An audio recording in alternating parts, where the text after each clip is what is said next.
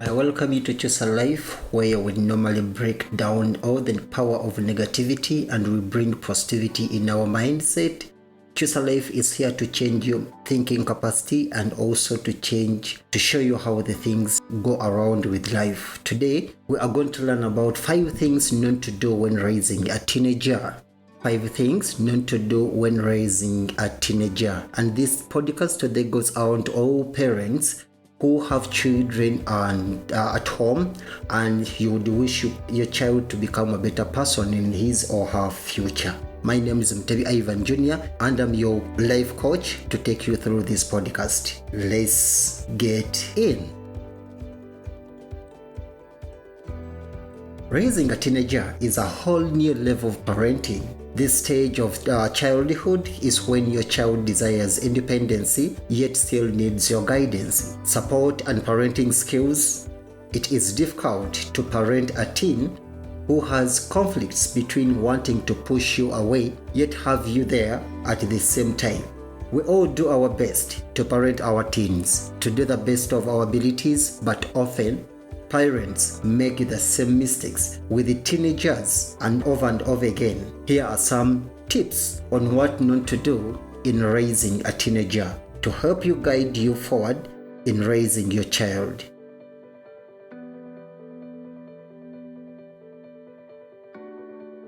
What not to do in raising a teenager? The first tip: ask open-ended questions. Once your child hits the teen years, they won't be as forthcoming with information. When you ask, "How was school today?" you often be met with a shoulder shrug and "I don't know" or similar reply. Do not ask a question that leaves the ability for your teen to cope out of answering. Instead, ask a concise, direct question that will require a detailed reply. So parents, take note of that. Make sure that you bring out questions that are friendly and easy to cope up with so that you get what you would wish to get out of your child. Tip number 2. Use the term about or around. Use the term about or around. Now that your teen is trying to push limits and be their own independent person, terms like about or around will be taken and run with. Not being specific about a curfew or expectation leaves room for interpretation. That last thing any parent wants is room for their teenager to interpret what about or around means. Instead, use straightforward language and terms. This will help you to nurture, to mold your child, and not to hassle with him or her, because we all know what it means any person to be in his teen moments. Tip number 3. Just give me a minute. This is a simple reply that worked well when your teenager was a young child. These statements makes your homo teenager feels as if their needs do not matter. Parents often say this when their teen is rambling about something important to them.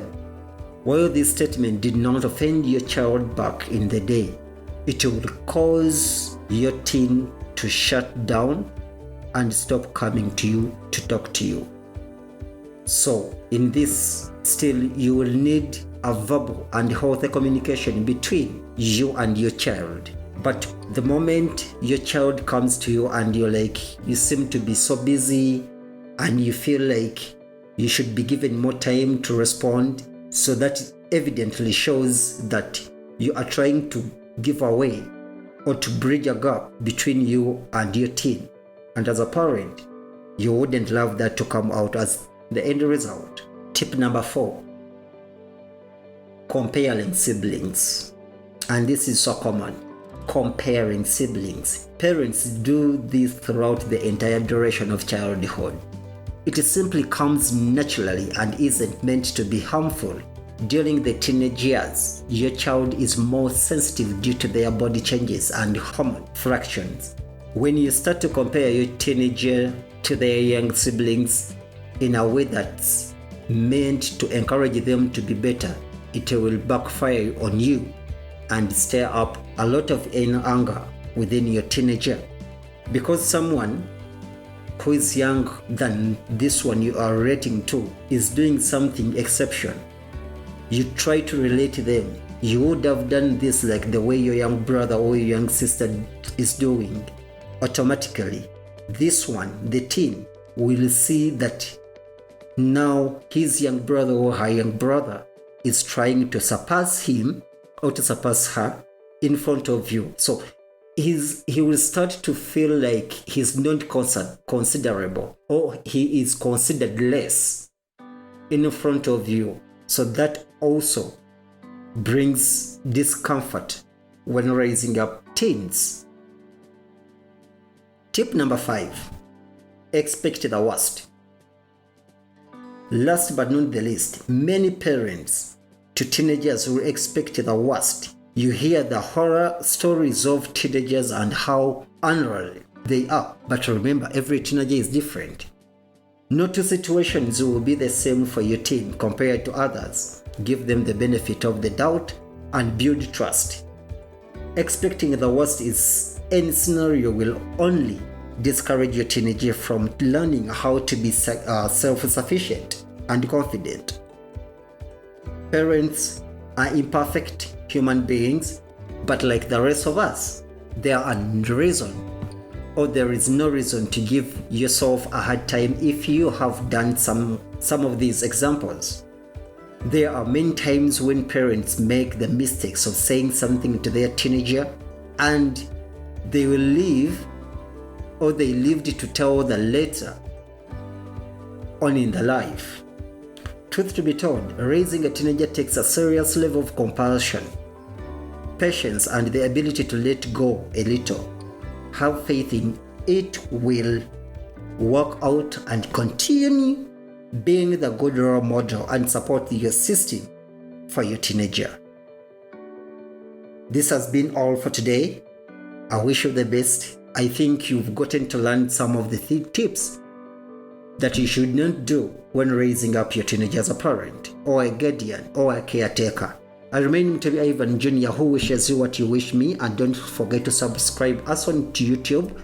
Hit the subscribe button, hit the bell, and you're able to receive all the notifications in case we happen to put a new podcast or we happen to put new content. Follow us on Facebook, follow us on Twitter, and also we are on www.chusalife.com.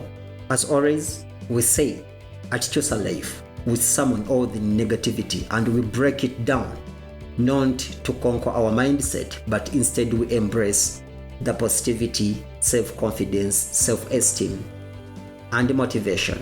I wish you the best. I sign out. Bye-bye.